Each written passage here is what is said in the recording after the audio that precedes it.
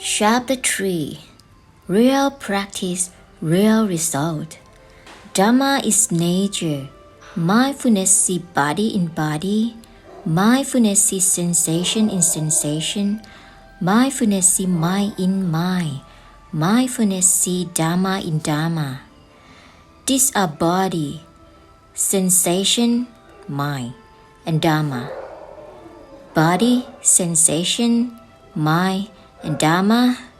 The Buddha is like a physician, a doctor for the body, a doctor for a sensation, a doctor for the mind, a doctor for Dhamma. Eventually, everything is Dhamma, Dhamma, Dhamma. We are gathering to practice Dhamma. What is Dhamma? Dhamma is natural. Dhamma is nature itself. Dhamma is within the mind. When we study mindfully see body in body, we sit and meditate. The mind is stable. Once the mind is steady, it can be used to do many things and to generate wisdom to solve any problems. This is sila, precepts, samadhi, meditation, and panya, wisdom. Beginning with weak samadhi, the mind gradually gains more and more strength. At some point, the strong samadhi becomes jhana, meditative absorption. Body meditative absorption consists of directed attention, examination, rapture, pleasure, one-pointedness of mind. Now it is perfectly still when it reaches jhana. Jhana has 4 characteristics: directed attention, examination, rapture, pleasure, one-pointedness of mind. These are formed meditative absorption. Then we must advance through jhana 8, which include formless meditative absorption, spheres of infinity of space, spheres of infinity of consciousness, examination of the spheres of infinity of space by using air to be mind object. Without air, humans will die. Lack of oxygen causes death. Once we reach the spheres of infinity of consciousness, consciousness is the knowing. Knowing via eye, knowing via ear, knowing via nose, knowing via tongue, knowing via body, and knowing via mind. Once knowing occurs, in an instant, we just forget what happened. Knowing emerges and knowing extinguishes. Knowing just emerge, extinguish, emerge, extinguish, emerge, extinguish. It is simply impermanence. This consciousness is too short. We must reach a longer consciousness. The consciousness that will not be born, age, sick, die. But without Dhamma practice, our consciousness is a short form of knowing. Knowing birth and death, but knowing still keep distinct. Thinking that this knowing is I know my knowing. I know, I see, image, sound, smell, taste, touch, thought. Me, mind enter to capture and clinging to the mind. Next is the spheres of nothingness, which mean does not possess anything. Having nothing is indeed emptiness. Of course, this is empty when we do not have anything. Empty mind, but doesn't the mind still remain? The mind still exists. Why does the mind still exist? Because we still have attachment. To which do we attach? We still hold on to the idea that the mind is me, mine. Do you see? This mind is me, the mind is me, body is mine, seeking to claim that skin and flesh is mine. We claim children and wife, assets, money and gold, random thing are me, mine. Look at the diamond and precious stones. Those simply are a rock. Gold is simply mineral. Claiming to be mine, that is a clinging mind. The mind is ignorant. Empty mind is not real. Knowing is not real. It is impossible to attach to anything. Our skin and flesh are simply insubstantial. All are element. All are nature. This is soil. This is water. That is wind. That is fire. Vacuous. Do you see? Spheres of nothingness. Nothingness. This is called the birth of the vacuous element. Wisdom is emerging. When we contemplate this, what we see is nothing. What we hear is nothing. Just see them emerge, extinguish, emerge, extinguish, emerge, extinguish. But the mind does not release yet. It still will not let go. Once we reach the last steps, spheres of neither perception nor non-perception, it neither exists nor non-exists. We must deny both existence and non-existence. We do not want anything, know or unknown. We do not even want to the object of knowing. Knower is the mind that is not me. The sense object image, sound, smell, taste, touch, thought are not me. Therefore, we must let go. We must release both the monkey and the chain trying it. Release everything. The mind must let go. Mindfully seeing body in body.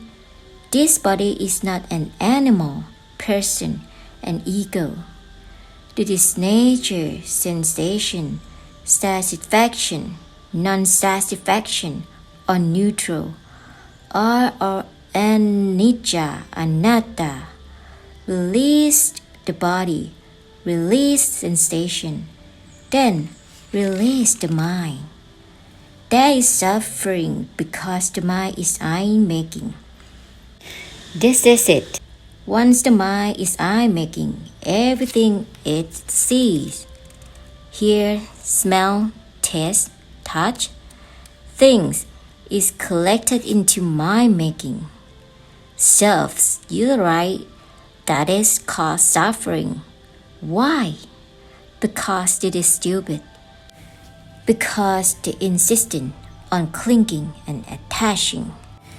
Reaching the pinnacle of tremendous, high rank and important status. But what do you get? You get a nervous breakdown because it's overflow, holding until the mind is overflow, stuffing everything inside, stuffing until tightly packed. Mental illness comes begging. Unable to sleep. Once you cannot sleep, how can you eat? Once you fail to eat properly, illness begin to come visiting. This, that, and those illnesses are the result of the original disease of clinging and attaching. Because we make our mind into me mind, we suffer mental illness requiring hospitalization. This is totally crazy, such as it is. If we do not practice Dharma, we all will suffer mental illness. We will be mentally ill no matter how important we are. The illness of clinging to the idea that mine is me, mine.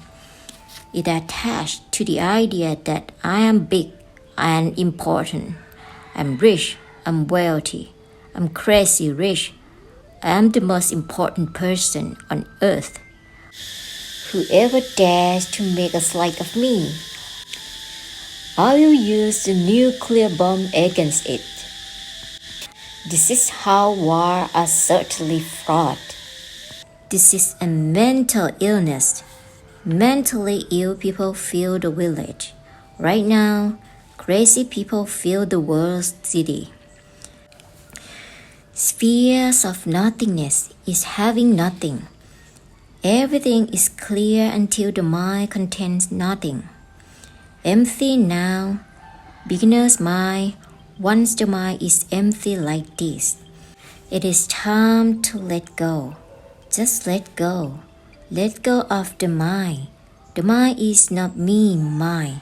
Let it go. Let it be natural. This is the spheres of nothingness. It is not half nor it is half not. Then the mind is empty. The mind itself does not have anything. Do not attach to anything. The object attached by the mind is also insubstantial. Don't acquire anything. Let everything go, just as Luang told you. Release both the monkey and the chain. Once we let go of the body, sensation, and the mind, once let go of the mind, we will see that the mind is not me, mine. It is nature. It is the nature that knows. The mind spontaneously knows. Then this is let go. The knower is also let go. Knower is in fact the mind. The knower is let go. The knower is nature. The mind is natural. The know image, sound, smell, taste, touch, thought. The know access, status, place. Joy all are let go. At this point, it is all completely spacious, capacious. Once becoming spacious, Samayana, right inside, emerges from here, from right concentration. Right inside arrive. Right inside is the birth of knower inside. What is know? It is knowledge of the mind. Once we know the mind, we can let it go. Let it be nature and no longer be mind-making. This is true liberation. Suffering can no longer take hold on us because the mind has already become natural. Everything that is known, see, hear, smell, taste, touch, think about, all become natural. This is what they call Arahant, the one who is realized, awake, and joyful. Who does realize? Of course, it is the mind who realizes. It is also the mind who awakens. The mind awakened to the truth of no me mind. It is the mind who is joyful and serene. All depend on the mind. We are ignorant because of the mind. We are also wise because of the mind. We enter hell because of the mind. Everything depends on the mind. We suffer because of the mind. We are blissful because of the mind. We simply cannot attach to anything. Therefore, we meditate by repeating Buddha to enable wisdom to enter the mind, allowing wisdom to chase ignorance out of the mind. Do not let the mind be filled with suffering. Mindfully see body in body. This body is not mind making. It is just nature. Mindfully see sensation in sensation, pleased, not pleased, or neutral. Feeling are all natural. Mindfully see mind in mind. This mind is not I making. This mind is natural, returning to nature.